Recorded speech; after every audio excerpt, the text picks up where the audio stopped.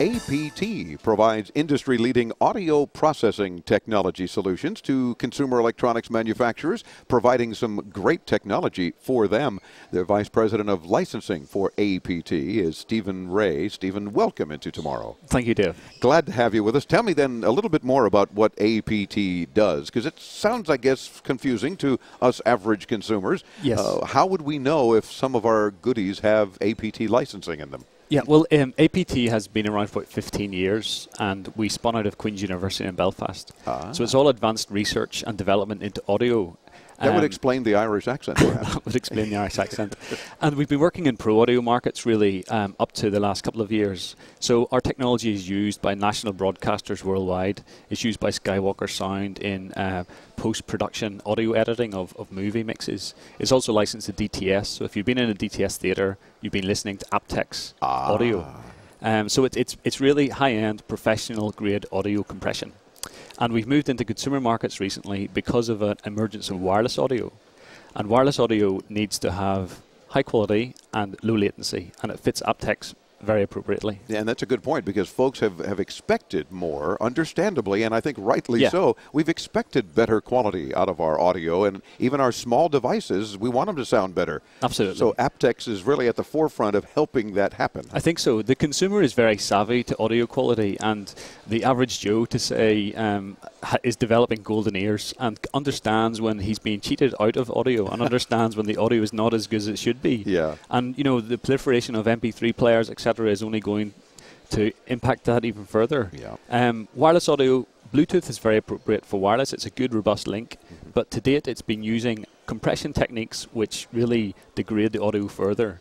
So we feel that aptX is a good fit to fix Bluetooth and really bring to market products which are fit for purpose for high-end audio over a wireless link. So is one of the things that aptX does then kind of, in a sense, uncompress or at least make it sound like it's less compressed? Yes, yes. Because true audiophiles just hate MP3s, and understandably. Yeah, because absolutely. they're thinking, oh my gosh, you know, they go from playing vinyl, an actual record, to then listening to an MP3, and they won't have it. I don't blame them. Yeah, aptX uses a very different compression technique to existing ones, and it compresses in a non-destructive way, so it retains all of the integrity of the original audio.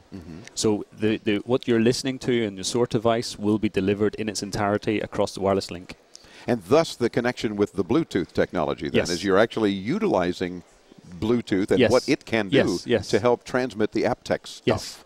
Bluetooth in itself is a fantastic wireless link, and really it's got a bad name. There's an A2DP profile, which is Advanced Audio Distribution Profile, and it's a good, robust link, but because of the codec technology in there, it's losing a lot of the audio, and therefore some of the market reviews of A2DP products have been relatively poor.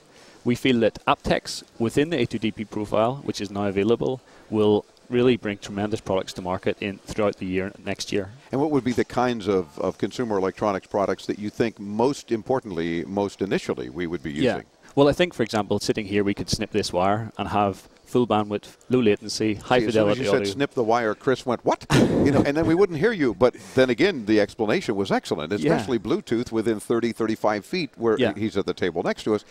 The mixer would pick us up, everything would be fine, and we wouldn't have this umbilical. Yes, exactly. And I think in today's this day and age, with the fantastic technology we have with the iPhone and the different MP3 players, things are so advanced, it almost seems ridiculous that we're still tethered to them.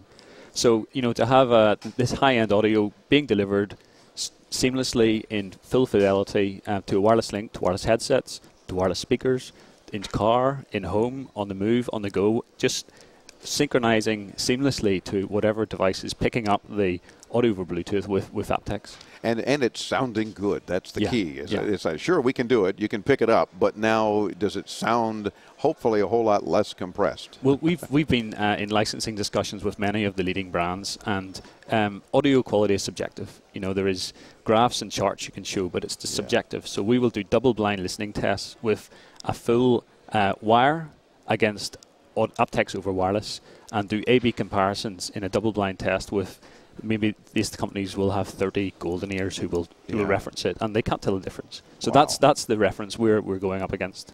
Certainly the future of this kind of technology, and we look forward to a lot more coming out of APT. Great. So I know you won't let us down. And do stay in touch, because as you do more things, we want to talk about them. Absolutely.